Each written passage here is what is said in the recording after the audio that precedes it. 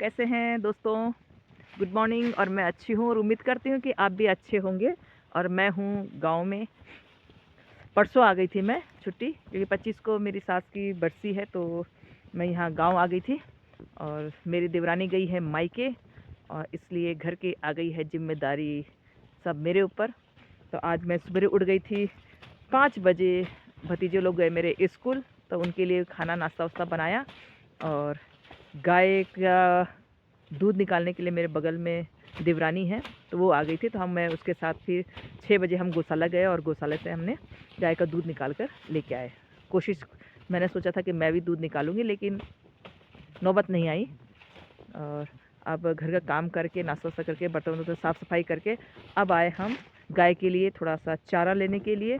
तो आजकल हरा घास तो है नहीं है, तो उसके लिए, क्योंकि गाय दूध देती, तो उसके लिए कौन सा पेड़ है ये? सियोल, भीमल। भीमल के पेड़ में से हरे पत्ते काट रहे हैं। और आप देखेंगे मेरे हस्बैंड काट रहे हैं, वो भी छुट्टी आए हुए हैं। तो बहुत सालों के बाद पेड़ में चढ़कर घास काट रहे हैं। ये देखिए, ये काट रहे हैं। मैंने सुना था, हमेशा सुनाते रहते थे कि मैंने बहुत घास काटा है बचपन में। आज देख रही हूँ मैं उनको कि कैसे घास काट रहे हैं। तब इसको गाय को खिलाया जाएगा। और इसके लिए हरा चारा, आजकल सब जगह सूखा सूखा घास है, घास अच्छी घास नहीं है। तो गाय, दूध देने वाली गाय को थोड़ा हरा चारा ज़रूरी है, तो उसके लिए ये ले जा रहे हैं। ये भी खुम्बा बोलते हैं इसको। ये भी सूखी घास है, लेकिन अभी गाय इसको नहीं खा रही है ना। गाय खाती नहीं है इसको, तो फिर दूध देना कम कर देती है। लेकिन बाद में मजबूरी, जब हरा घास नहीं रहेगा तब तो मजबूरी में उसको खाना ही पड़ेगा। चढ़ोगे कैसे में? रास्ता भी खराब है। ओह माय गॉड, रास्ता भी खराब है। और चलो, अब इसको बांधे दिया आपने?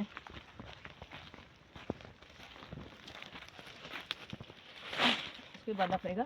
और इसका बांधने का तरीका होता है ये ऐसे। ये मेरे देवरानी ने सिखाया है ना। मेरी जो गांव की जो मेरी गुरु है, वो मेरी देवरानी है। मेरी देवरानी ने सिखाया है मुझे सब काम करना। मेरी देवरानी ने सिखाया है ये बांधना। ये बैदा, मतलब मैं एक्सपर्ट हो गई हूँ। और ये हो गया ऐसे, और ये भी हो गया है ऐसे। अब चलो भाई। अब यार, ये रास्ते बहुत बेकार रास्ते हैं। गांव में रास्ते बहुत बेकार हैं। अब ये बारीक करेंगे इसको। ये बड़े बड़े डंठल आए हैं, तो बारीक करेंगे। उल्टे में कर दिया, पता नहीं। अनीता लोग तो उल्टा पकड़ते हैं उसको और तब करते हैं। उनको नहीं आता ना उल्टा करना। ओह, और ये है हमारा एक बछड़ा, जो लंबी लंबी गर्दन करके खाने की कोशिश कर रहा है। और ये है छोटी सी बाछी है हमारी। और ये उसकी मम्मी, ये उसकी मम्मी है। अरे माँ, ये उसकी मम्मी है और ये इसकी बाछी है। और बाछी, और ये गाय भी बहुत प्यारी गाय है, बहुत सीधी गाय है। लोग जैसे कोई दूसरा दूध निकालता है तो लात मारते हैं, या मतलब दूध नहीं देते हैं, लेकिन ये ऐसी गाय नहीं है। ये हमारी कामधेनु गाय है, कामधेनु।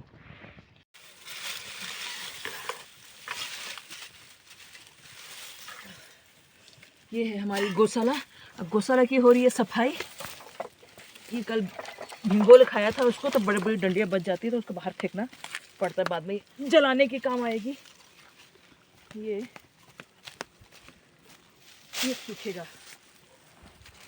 हाँ हाँ प्रभु, बहुत काम। और ये गोबर है, ये गोबर है ये गोबर है, निकल ही रहा है। ये बहुत पुराना है।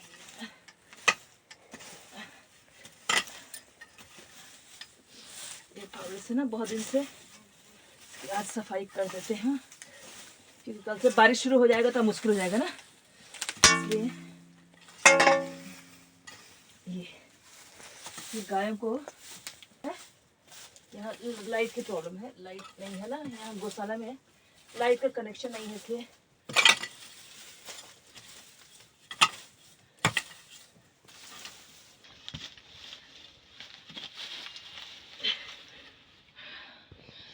अब ये आधा मैंने किया है, आधा हस्बैंड करेंगे। उन्होंने पूरा गोबर निकालना है हाथ से, उनको ज़्यादा एक्सपीरियंस है ना, बचपन में काम किए हैं। तो रिटायरमेंट के बाद हमने यही काम करना है। रिटायरमेंट के बाद हम गाँव आएंगे और गाय की सेवा करेंगे, गाय पालेंगे और दूध निकालेंगे। और मैं कहाँ से रिटायर होंगे? तो आप रिटायरमेंट नहीं होंगे तो मैं रिटायरमेंट होंगी ना, तब दोनों साथ साथ में आएंगे, यहाँ गाय पालेंगे। और ये छोटी बछड़े की गोबर देखो कैसी है, जैसे बकरी का रहता है ना वैसा है। लोगों को गोबर नहीं खा रहे हैं। हाँ तो लोगों को भी गोबर, शहर वालों को बेचारे गोबर कहाँ से देखेंगे, गांव वालों को तो पता होगा ना। और जो मेरे सब्सक्राइबर है उनको गोबर कहाँ से दिख रहा है। गोबर तो महत्वपूर्ण है, गोबर हर जगह काम आता है भाई। गोबर की वैल्यू आप लोग क्या जाने ना डियर। और ये घास रहने दो, ठंड में उनको सोने के लिए होता है ना। बस उठाओ, इस कढ़ाई में उठाओ।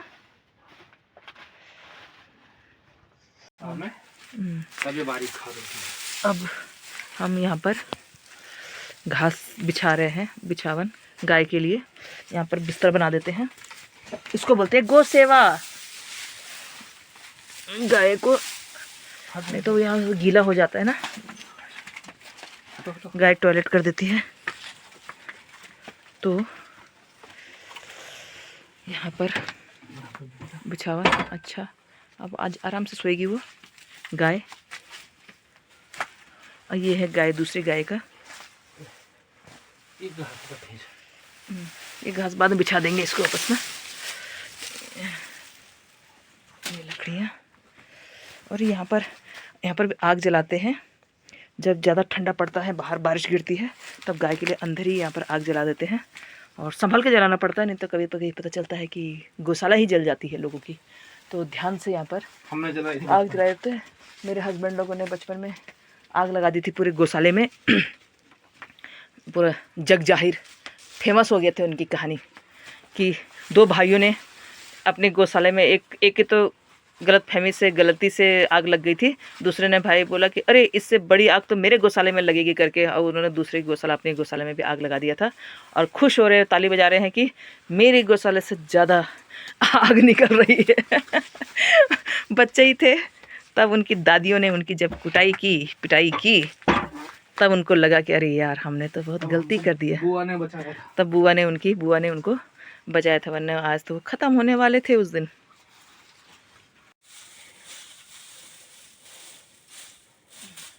अब ये देखिए पूरा बिछावन कर दिया है। अब गाय मस्त चैन से सोएगी। अब ये हो गया बाहर, अंदर तो हो गया है। हाँ, यहाँ पर भी थोड़ा सा संतुष्टि मिली। संतुष्टि मिली। गाय की सेवा, लोग शुरू बोलते हैं कि गाय का सेवा करो, और असली सेवा यही है। भले जिंदगी में एक बार करो लेकिन करो, है? इसको बोलते हैं गौ सेवा, और यही है गौ सेवा। इससे बहुत संतुष्टि मिलती है। संतुष्टि क्या है, दूध मिल रहा है, दूध मिलना मुश्किल हो रहा है यहाँ आजकल। यहाँ दूध मिलना मुश्किल हो जा रहा है। तो घी, दूध, मट्ठा, दूध, दही, मक्खन।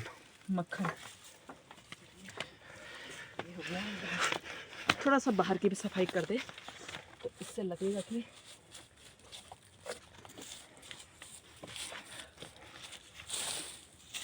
ये हमारी गौशाला।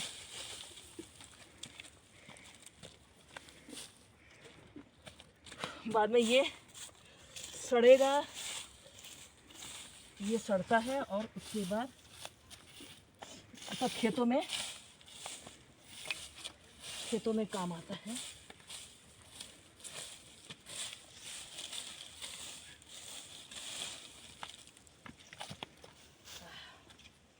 ये सब काम मेरी देवरानी करती है, लेकिन देवरानी नहीं है आजकल तो मैं कर रही हूँ।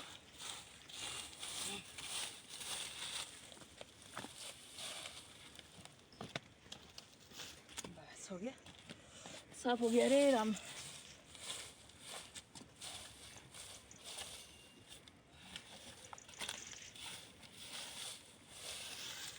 साफ हो गया ना, मस्त चमक गया। अरे ये हमारी प्यारी सी गाय, सीधी है, बहुत सीधी। एक गाय को जैसे होनी चाहिए सीधी, बोलते ना गाय गौ माता सीधी।